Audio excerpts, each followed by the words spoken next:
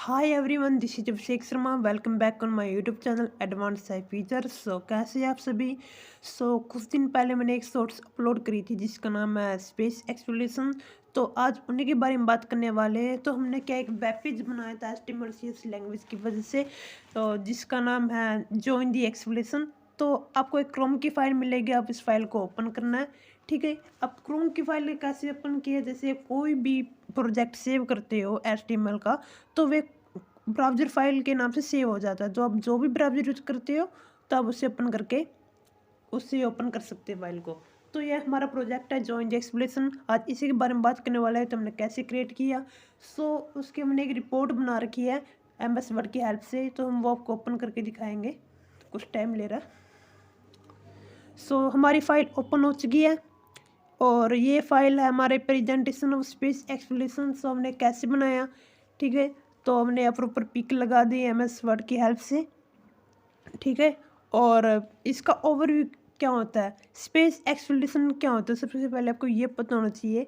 अगर हम simple language में देखी जाए तो स्पेस एक्सप्लोरेशन का बहुत ज़्यादा यूज किया जाता है। और किस में यूज किया जाता है, जैसे कि आपको एक छोटा सा एग्जाम्पल लेके समझाते हैं। जैसे आप कोई भी सैटेलाइट लॉन्च किया जाता है, लॉन्च व्हीकल सैटेलाइट, तो उसमें स्पेस एक्सप्लोरेशन का बहुत ज़्यादा यूज किया जाता है। ठीक है, ठीक है। इसका बेसिक क्या है, हमने क्या किया, हमने एक वेब पेज बनाया जिसका नाम है जॉइन दी एक्सप्लोरेशन। HTML और CS लैंग्वेज का यूज किया है। ठीक है, दो डिफरेंट JPG फाइल्स का यूज किया है, एक बैकग्राउंड इमेज का, एक लोगो इमेज का। ठीक है, और हमने यहाँ पर अलग अलग प्रकार के बटन्स भी यूज किया गया है पार्टिकुलर वेब पेज के लिए। और इस प्रकार हम बता सकते हैं कि हमने स्पेस एक्सप्लोरेशन का वेब पेज बनाया है।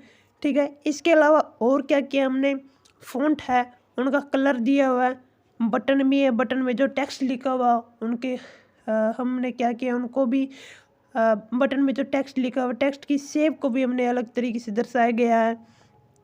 ठीक है, और यहाँ पर हेडिंग का यूज किया गया है जिसका नाम है जॉइन एक्सप्लेनेशन। ये भी हमने HTML लैंग्वेज की मदद से यूज किया गया। ठीक है, और नेक्स्ट हम स्क्रॉल करते हैं। नेक्स्ट यहाँ पर डिटेल्स है। अगर आप स्टूडेंट हो, कंप्यूटर साइंस के स्टूडेंट हो, तो आपको पढ़ाया जाता है कि HTML क्या होती है, CS क्या होती है। HTML का मतलब होता है हाइपर टेक्स्ट मार्कअप लैंग्वेज, और CS का मतलब होता है cascading style sheet. HTML web page बनाने के यूज की जाती है, और CS उसको मॉडिफाइड करने के लिए यूज की जाती है।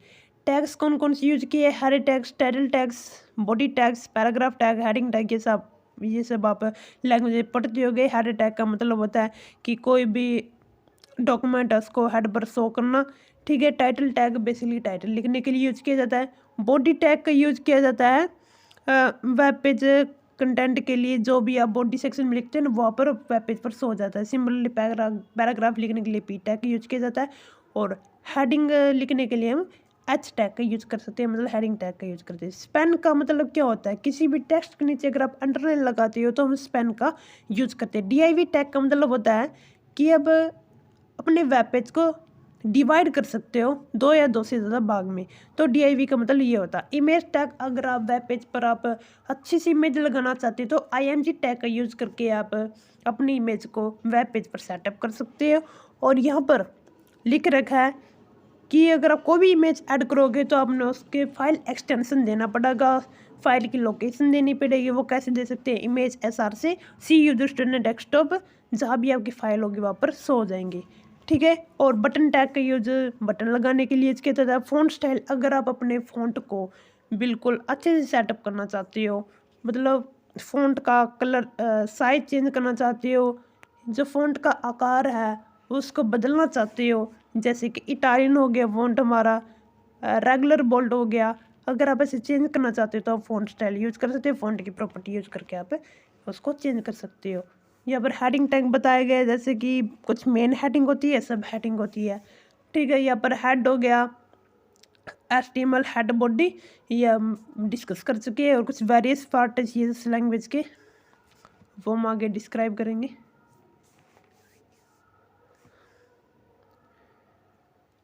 थोड़ी रिकॉर्डिंग स्टॉप हो गई थी इसलिए दोबारा ओपन करनी पड़े। जैसे जल्दी जल्दी चलाया गया मैंने। तो स्टाइल, मेन, अंडरलाइन, कंटेनर और मार्जिन, ये हमारे जो प्रॉपर्टी है CSS की। ठीक है, मेन प्रॉपर्टी है CSS की। और एक मेन बात और, अगर आप CSS की प्रॉपर्टी यूज़ कर रहे हो तो वे प्रॉपर्टी आपने यूज़ करनी है। अगर आप प्रेजेंटेशन में जाएंगे तो सिर्फ वे आपने प्रॉपर्टी यूज़ करनी है जो अगले बंदे को पता नहीं होगी। तो मार्जिन का मतलब क्या होता है? किसी भी एलिमेंट के बॉर्डर का जो भी स्पेस होता है हम उसको मार्जिन बोलते हैं, ठीक है। और नेक्स्ट हमारा अलाइन। अलाइन का मतलब ये होता है कि अगर किसी भी टेक्स्ट को आप डायरेक्शन में मूव करना चाहते हो तो लाइन का यूज़ कर सकते हो, जैसे top bottom and left right आप अलाइन का यूज़ करके टेक्स्ट को मूव कर सकते हो। अब हम कोडिंग दिखाने वाले कैसे मैंने यूज़ किया है। अगर आपको थोड़ी बेसिक नॉलेज होगी तो आप इसको समझ पाएंगे। जैसे कि आपको पता है कि हम शुरुआत कैसे करते हैं HTML लैंग्वेज की, HTML का यूज़ करते हैं, हेड का यूज़ करते हैं।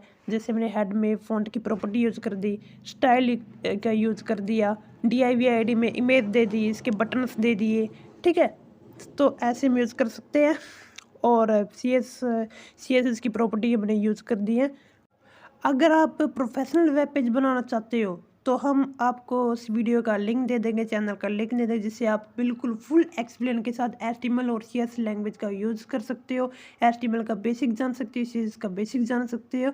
तो हम उनका लिंक डिस्क्रिप्शन दे देंगे। सो प्लीज़ आप उस वीडियो को ज़रूर देखें, तभी आप अच्छा सा वेब पेज क्रिएट कर पाएंगे। तब तक के लिए गुड बाय, मिलते हैं नेक्स्ट वीडियो में। Love you all.